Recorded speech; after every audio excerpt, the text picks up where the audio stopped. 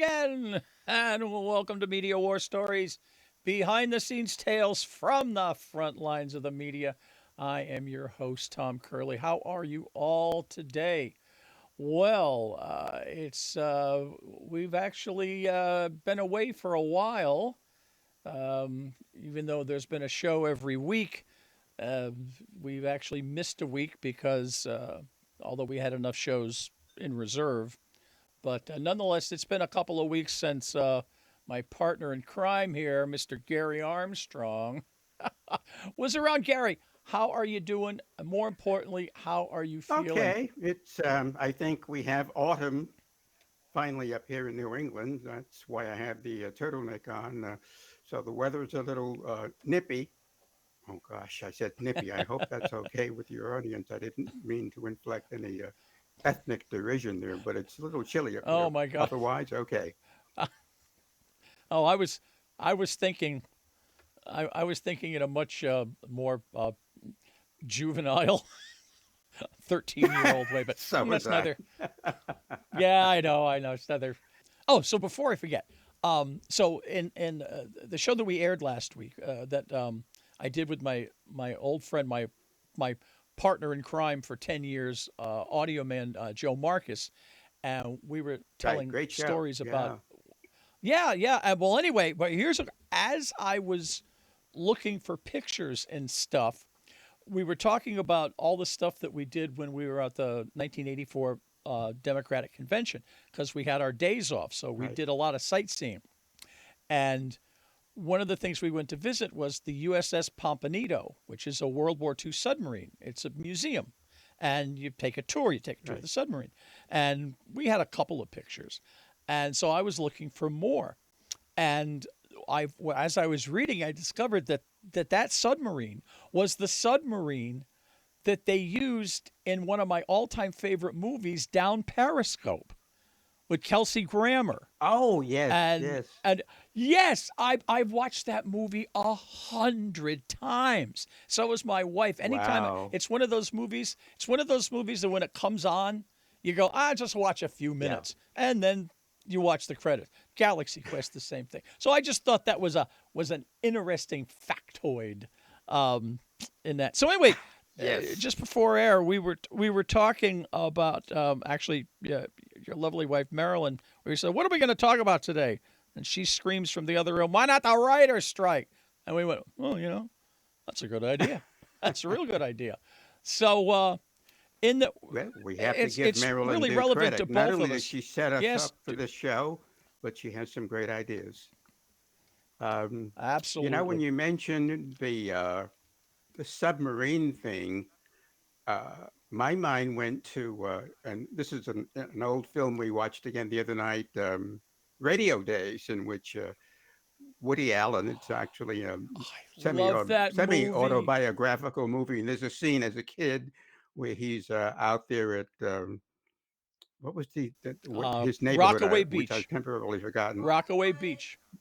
Old Rockaway, Rockaway Rockaway, and he Beach. Old sees Rockaway. Yes. what he perceives to be a German sub right off the Yes. shoreline, and it links with what you were talking about. Yes. Well, it's what the kids. That's what they went out every day to. They were searching for submarines. Yeah, They were, I don't. They thought that was, it was their job. And at one point, all by himself, yeah. That is yet another one of my all-time favorite movies. That if it comes on, I will watch it all the way through. It is so yes, yes, absolutely perfect. Um, fact, the very very first scene where the guys he talks about the woman who lost all of her furniture and got them back the same day. yeah, Burglars break into a house, the phone rings, and it's a radio show. Guess, and he answers all the right. questions right. And now the chance for the grand jackpot with all the prizes. This one is not so easy, so get ready. It sounds familiar. You know what? I know from my father. What? The sailor's hornpipe. Huh? The sailor's hornpipe. The sailor's hornpipe? That's right! Mr. Marty Needleman, you've won the grand jackpot! So he steals all the furniture, but the next day a truck comes up with the furniture that they won from the game show. Yeah. But the actor that was the thief that answered the phone and won the prize uh, was a guy named I went to college with. I thought, it's like, oh my God, there's Mike Starr. Wow, awesome. He's doing good. And he was, Oh, the that's movies cool. That's throughout. really, Yeah. really cool. So anyway, so the Yeah, writer's yeah. strike finished, which how it went on for 5 months, I just don't get it. That's Strikes amazing. are rare. I mean, IBW hasn't struck since 1972. I don't think the DGA has ever struck. IATSE did to some success, and the WGA has had to do it the most. And I mean, believe me, I'm Right. totally behind them. And the Screen Actors Guild. I mean, these are serious things. People don't understand how people in those jobs made their livings, and they make their livings off of fees. I know SAG-AFTRA, Right. but you had a salary, but most of your money came from fees. No, let me guess. Am I wrong? Absolutely. Every time you appeared on the air, you got a fee. If I appeared Yeah. on the air, we got an on camera an Right. OCA on camera appearance, which you had to get a fee for. Which is why the company almost you never see a technician on a morning news show or an evening news show or anything, because if you do, you got to pay them. Well, Right. writers, they all have different structures, but as far as actors and in Hollywood, uh, your biggest income is residuals. Uh, you know, you Yeah. you do a run of a hit series, those residuals can pay your bills for years, and writers also get residuals. But here's the Absolutely. thing: it's the streaming services. They did it to us. They did it to us when the internet was coming around. And I warned. I talked to the heads, local heads of DGA, head of IBW, head of IATSE over the years from like 2000 to when I retired in 2010 or 11 about the internet, and none of them would listen to me. But these were contracts that were made back in like 1965, based on a model where there was a network that had affiliated stations, be it a radio or TV, Right. and that was the only or a movie, and your deal was Right. with the network. And for instance, with the DGA, you only get a fee if it's on the network and it has commercials Right. in it. There were fees for everything back in those days if you were on the air. There were fees if you were live for your first time appearance. There were fees if you were filmed. There were fees if you were off camera, but your hand was seen on camera. So a lot of money, as you pointed out, a lot of money could be lost if those fees were lost. So it was night and day given these strikes. So I wonder if some of those things still apply today. Oh, well, yeah. All right. So there's two tracks that I'll try to remember. I belong to different unions, but when you get a job up until the early 2000s, no, actually 1992, everybody was just in one union. If you were a director, you were in the DGA. But 1992, when CBS wanted to save money, they made me and two other guys and then a few other people hyphenates. I was I was a Yeah. director slash technical director. My job, I was working those jobs at CBS Right. and being paid, and to do that because they were two different unions, they put me in both unions. Okay, Right. great. Right. Except IBW, oh, I don't know, back in the 2000s, we're getting close talking about a strike. Things were not going well. To which I asked, uh, because and what the management said, they put out a memo, said, all right, for any hyphenates, if IBW goes on strike, you have to come in and be a director. You had to come in and do your directing job, meaning I have to cross my own picket line. I've been hired I've been hired to be those two jobs, and because of that, I'm in those two Right. unions. And I go like, what am I supposed to do? And they'd go, oh, Right. well, I guess that's up to you. I said, no, it isn't. It's up to you. And then the DGA was almost going to go on strike, and I went to them and I asked the same question, and I got the same answer. Well, I guess you'll just have to do. And I said, well, guys, I'm not going to work. I mean, I'm not going to cross my Right. own picket line. Are you out of your minds? That brings us to the other track I was talking about, which is why are they striking? And it is over Hmm. fees. The structure for the writers and the actors was based on a model of what the world was in 1960. It was all based around network and local television. And now everything Right. is streaming. In the internet, they can say, hey, we don't have to, you only have a contract for the network. You don't have a contract for streaming. And Right. they slow to catch up. But even more importantly, on the actor side, is all right. There's a show called Black Mirror, and if you haven't watched it, it's brilliant. It's the modern version of the Twilight Zone. And the first episode of this season is called Joan is Awful, and it's where a person goes home and sees a show called Joan is Awful, and it's her, and in it there are actors. She's being played by Selma Hayek, and what Right. exactly what happened that day is happening, and they're looking at it going, what? And well, it turns out that when you click agree for Netflix, in this case I think it was called Streamberry, it was Netflix goofing on itself. When you sign and accept, Right. it gives them the right to make a digital virtual story about you, collecting all your information. And it is Right. hilarious. But the reason that the SAG is striking is because with the way AI is today, they want to take an extra and hire them for one day and digitally scan them Yeah. boop, all around.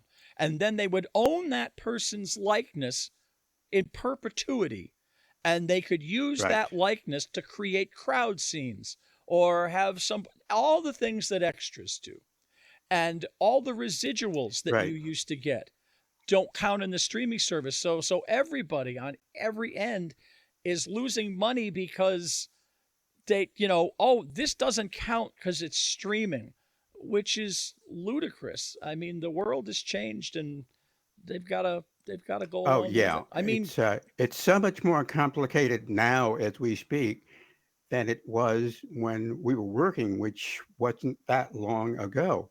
And I knew you were going to bring AI in because it really is applicable to what you're talking about now, between streaming video and local stations picking up whatever you're doing. It's These contracts have to be very complicated, frankly. I guess you need a pretty good lawyer before you sign on the bottom line.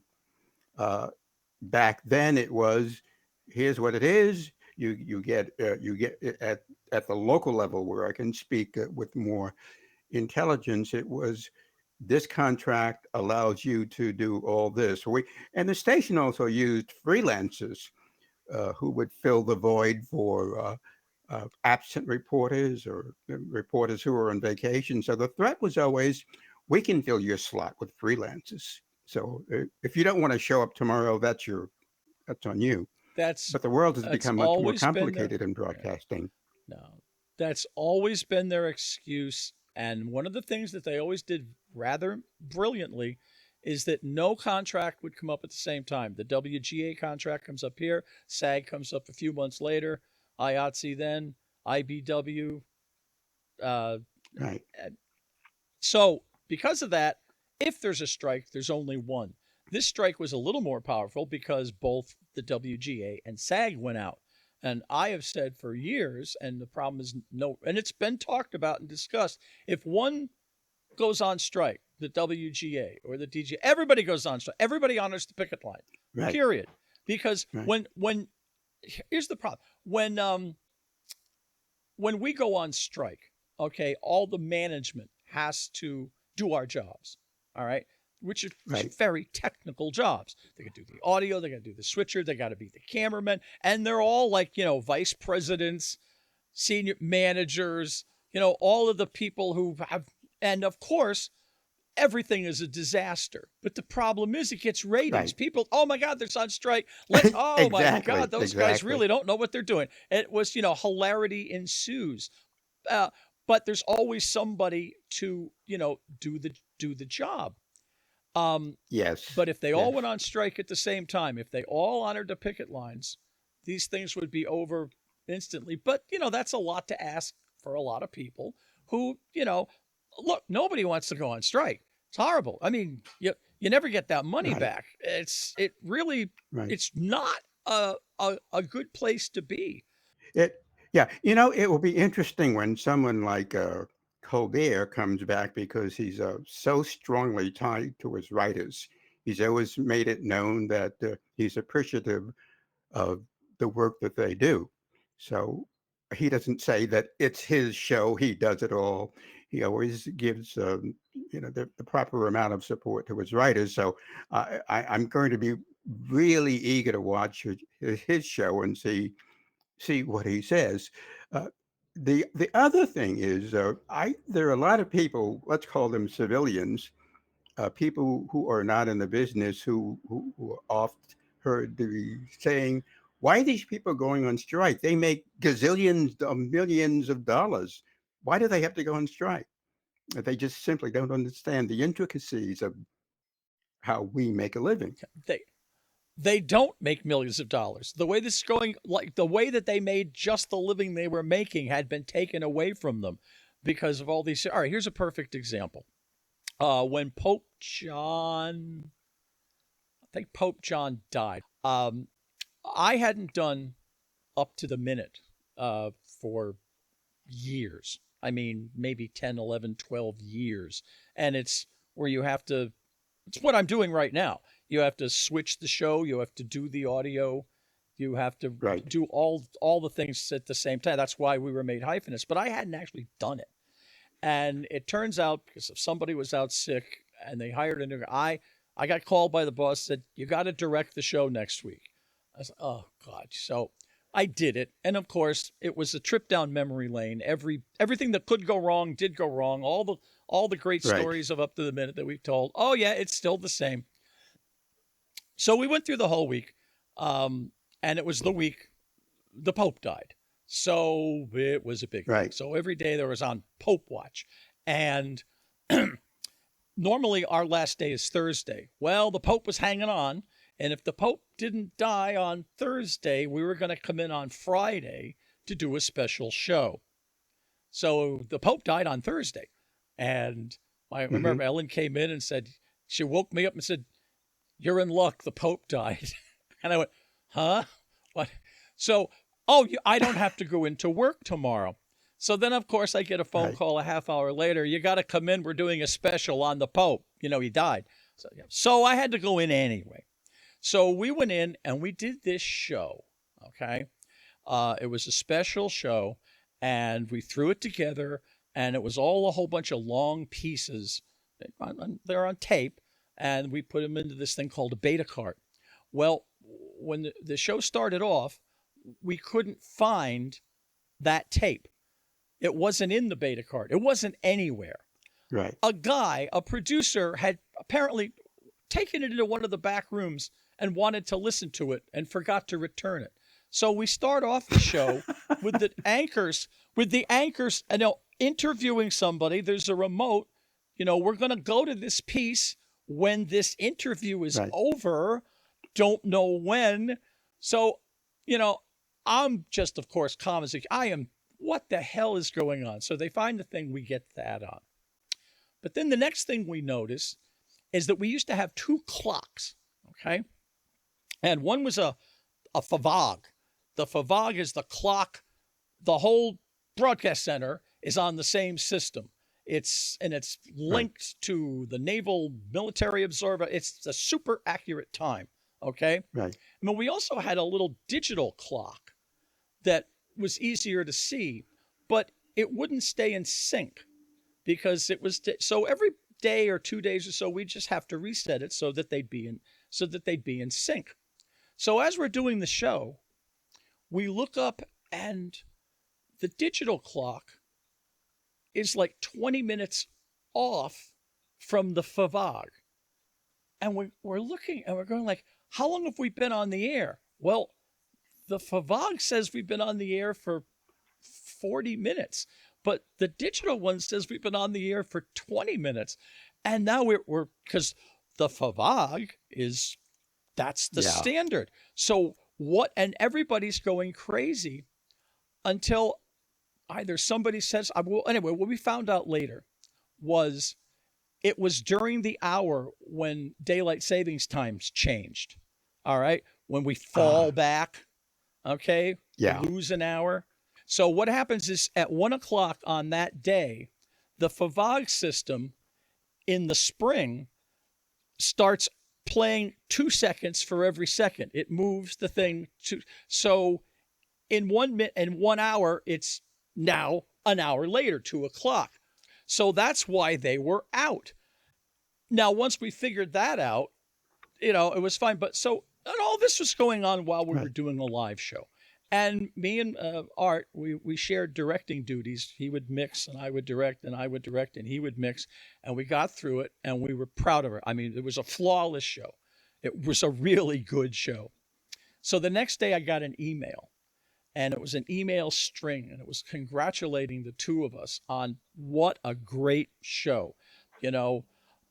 Executive producer, Evening News, awesome show, guys. Great, great job. News director, you guys, you did it again. President of News, up to the minute crew, always, all these things. Attaboy, attaboy, attaboy, attaboy. There had to be, like, everyone that was involved had to put in their 2 cents. But the last one was from my boss, who said, oh, and by the way, you don't get a fee.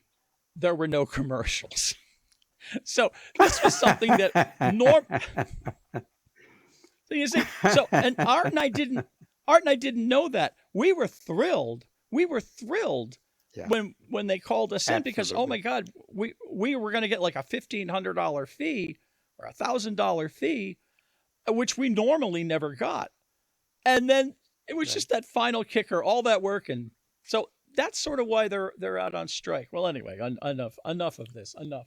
Well, I got one more quickie for you. Hold that clock. I know it's ticking, but I just recalled one brief period at ABC. I can't remember the year, but I do remember the story.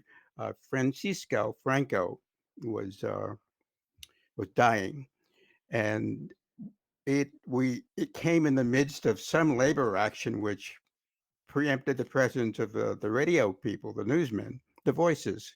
So management, the news managers had to do the newscast. And one of the headlines for the upcoming newscast was, in Spain, Francisco Franco is holding his own.